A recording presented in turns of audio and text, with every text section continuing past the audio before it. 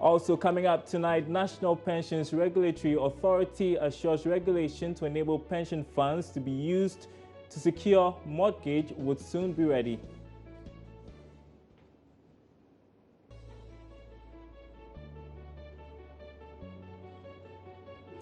Also ahead, some aggrieved workers of Antracare threaten legal action against owner and employer Alhaji Asuma Banda for unpaid salaries. We've got more on the day's business stories coming up. Hello everyone, my name is Daryl Kwao.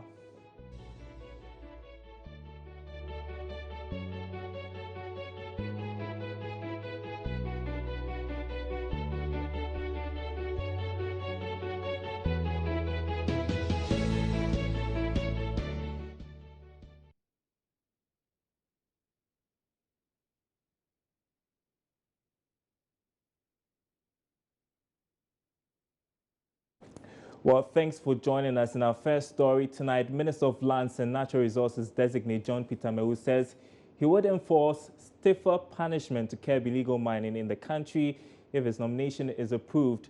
Illegal mining activities have become a major pullback for the mining sector, threatening foreign investments. Taking a stand before Parliament's Appointments Committee, Mr. Mewu stressed he would tackle the menace head-on.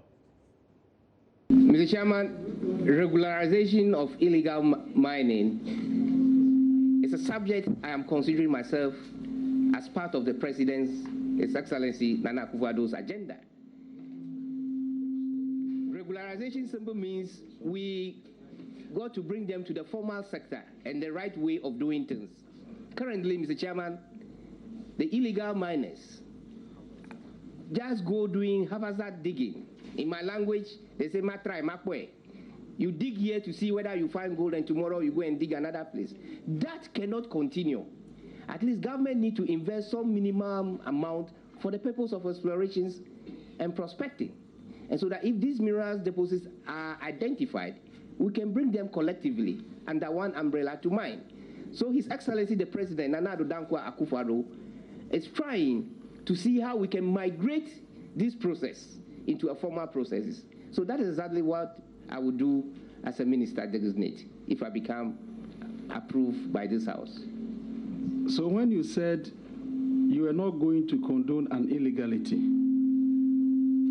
is that position not different from regularizing an illegal activity now? Not at all, Mr. Chairman. There is going to be an ongoing process to regularize the system. I have mentioned earlier on, Mr. Chairman, the recalcitrant one will face the law. There are thousands small-scale miners there up in this country, Mr. Chairman, that are doing the right thing. You visit their mine sites, and their mine site as more perfect than the large-scale miners. We should improve or encourage those small-scale to continue. And that's exactly what His President, His Excellency Nana Addo Dankwa Akufo-Addo is talking about. Mr. Mewu also emphasized the need for a revenue management law for the mining sector similar to that of the oil and gas sector to ensure effective management of mining revenues. Now, meanwhile, government has reaffirmed its commitment to double mineral royalties extended to mining communities from 10 to 20%. According to the Minister Designate for Lands and Natural Resources, John Peter Mewu, the additional funds are to be used for infrastructural development in the beneficiary communities. This, he says, is part of initiatives to create more value and wealth in the communities. He was speaking at the inauguration of a $30 million resettlement project at Ayamfuri in the Central Region. About 200 local households who have lived here for years had to endure safety and health risks. Persistently, dust and other dangerous chemicals from mining blast exposed them to danger. Paul Eshan and Benjamin Awate both reside here. They believe the call to relocate them was timely. The new place is more comfortable compared to where we lived. Previously, the mining activities were affecting us. That's why we were resettled to come here. The project was initiated 5 years ago when Perseus Mining Ghana Limited acquired the Eastern Side mining lease. A moratorium was declared, an immovable asset survey undertaken for clearing of site and construction to begin in 2015. Today, as we speak, the company and the community can boast a fully established resettlement with infrastructure including a network of accessible roads, extension of overhead power lines, street lights, a robust small-town water distribution system supplied by 2 mechanised boreholes, a fire hydrant and 2 waste skip stations. The 201 buildings include 187 residential, 12 institutional and 13 commercial facilities. Board chairman of Perseus Mining Company, Nana Pra Ajinsam, advised the locals to properly maintain the structures. This place, taking into account compensation, is over $30 million.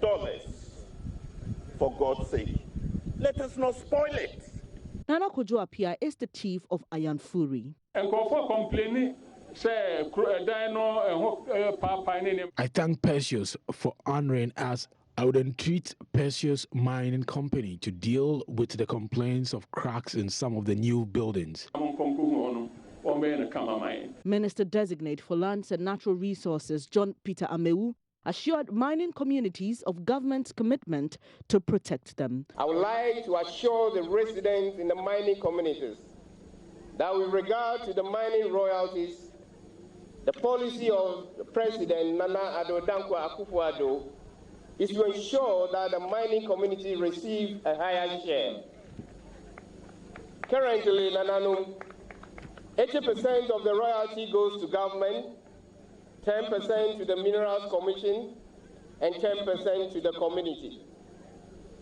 Under the new presidency of Nana Akufo-Addo, we will reduce the government share to 70% while doubling the community share to 20%. A report by Mahmoud Mohammed Nuruddin for Joy News. Now, a quick update on some developments at Tema this morning. Workers of the Ghana Dock Company Limited staged a sit-down strike to protest service conditions. The strike, which started in the morning, halted activities at the company. Earlier, the workers stopped the managing director from entering the premises of the company. Joy News' Maxwell Agbogba was at Tema, joins me in the studio right now. Maxwell, what specifically were the demands of the workers? Well, now the key things the workers are demanding, one has to do with their collective bargaining agreement that they have with the company. Second one also has to do with some payments regarding their provident fund, they call it PF for sure, they call it. So for the PF, a lot of the workers are actually casual workers. So 10% of their daily earnings of 33 Ghana cedis is deducted from the 33 Ghana cedis, and that goes into the provident fund. And after every 2 years, the provident fund is disbursed to the workers. So what the workers are saying today is that for over 2 years, they've not received the provident funds. And third issue also has to do with the payments of their tier 2. And then fourth one has to do with some SNIT contributions.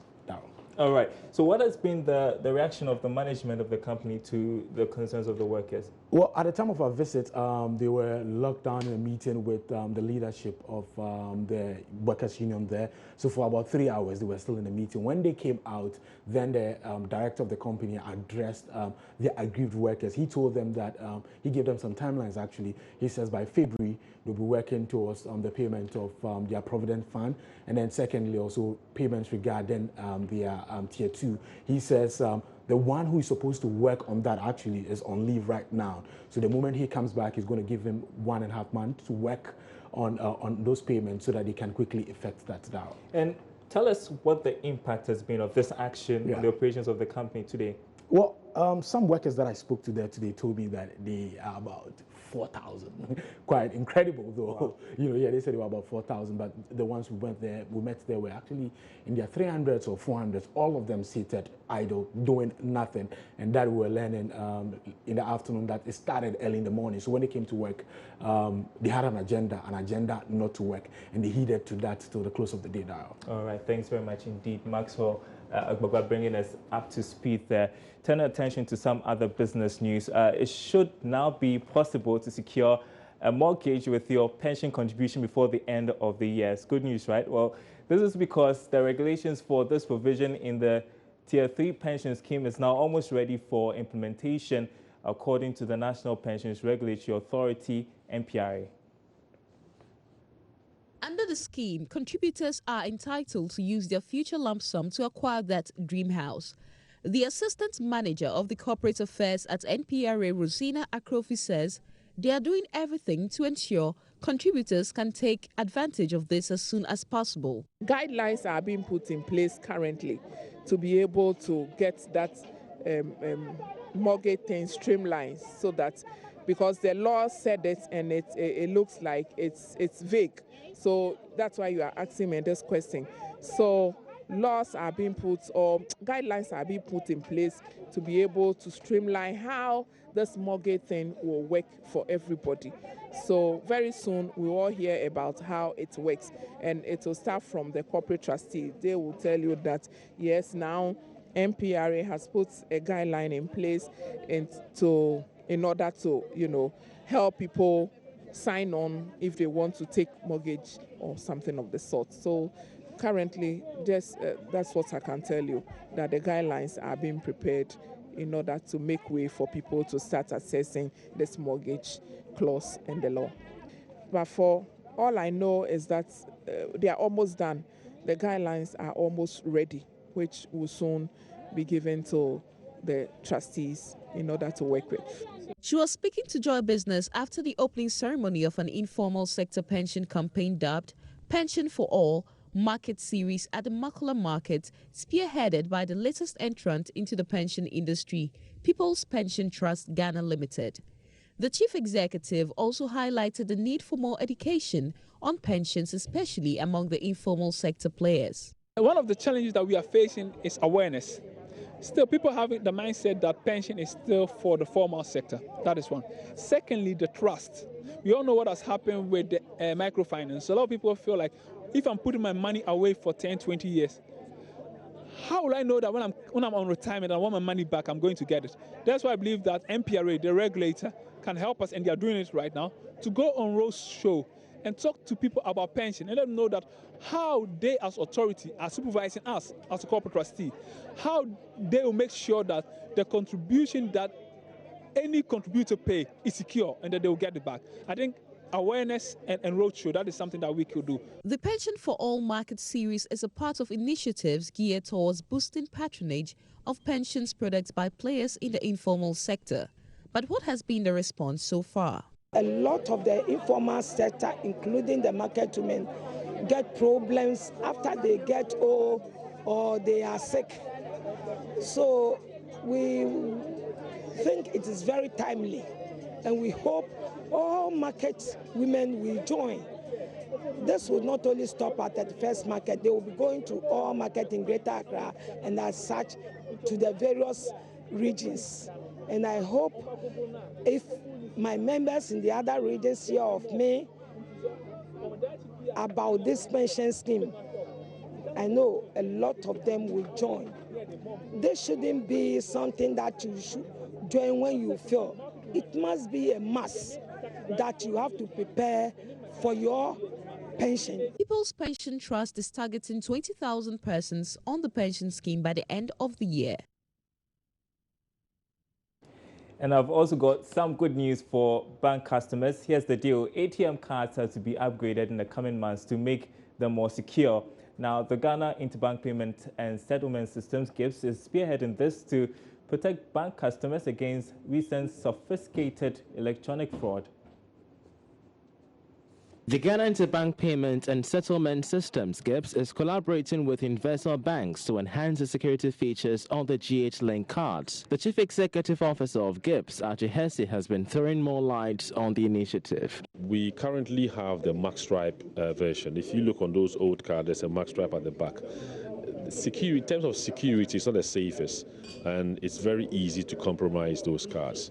We've come out with a standard that all banks must conform to migrate the whole country into a chip, so that for us to develop chip and pin cards. That's what we call the EMV cards, and that will make it safer. It's very difficult to clone them.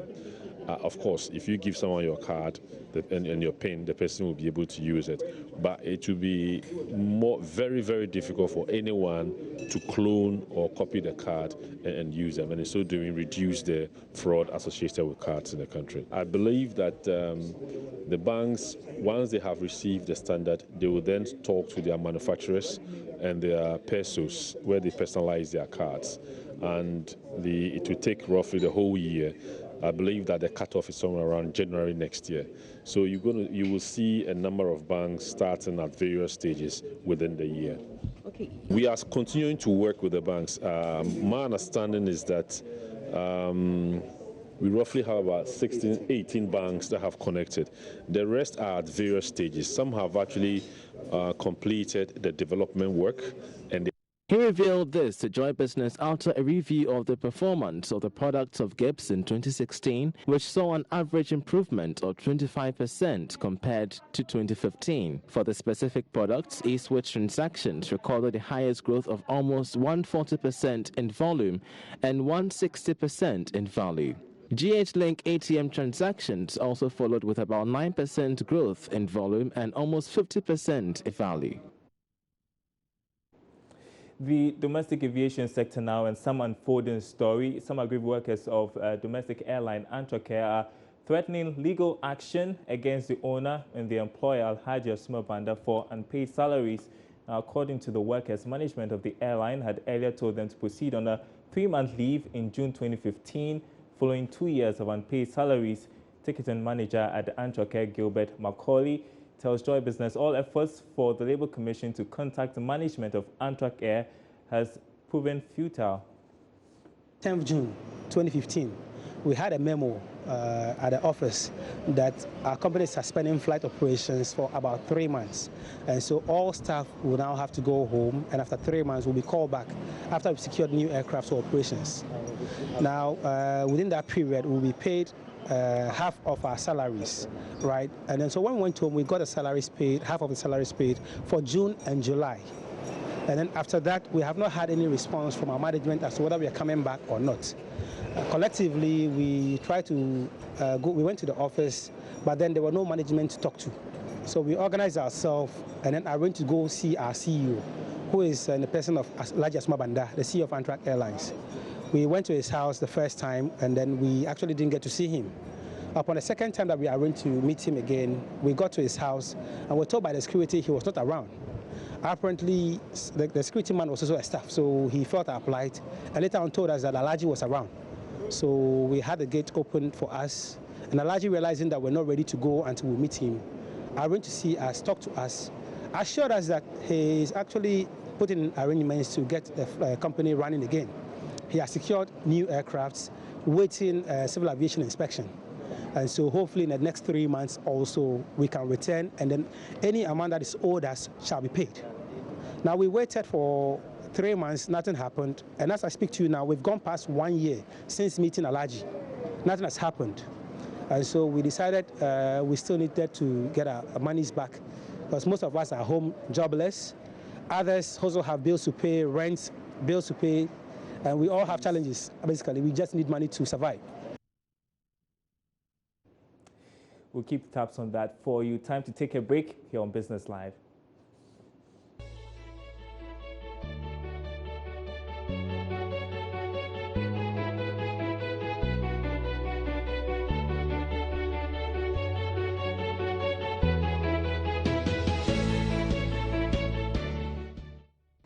Our interview of the day now, and some telecom firms are investing in new avenues to improve their customer service as a result of the growing demand for especially data services in the fast-changing and evolving sector.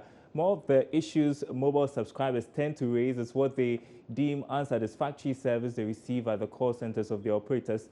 Now, the leading service provider, MTN Ghana, admits this shortfall, but managers say they are expanding their customer service network and also deploying multiple channels to improve the situation for subscribers. The CEO, Ebenezer Sante, has been speaking to Joy Business.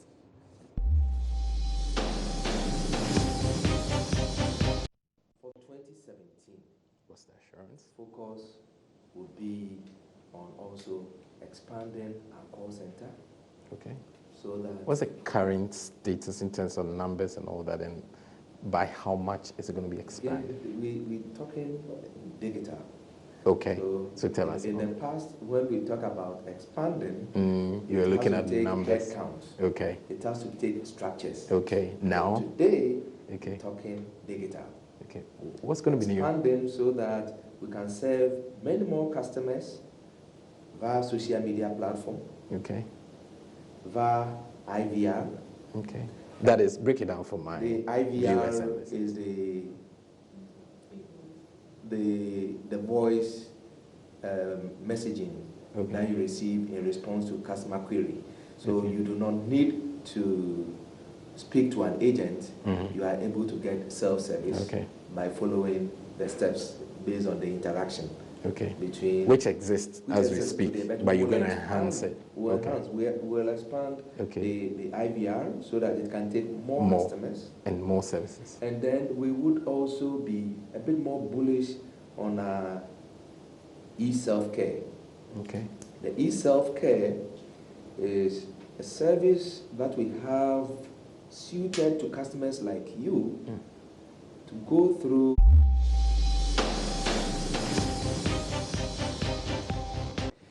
And that's our show tonight. Thanks for watching.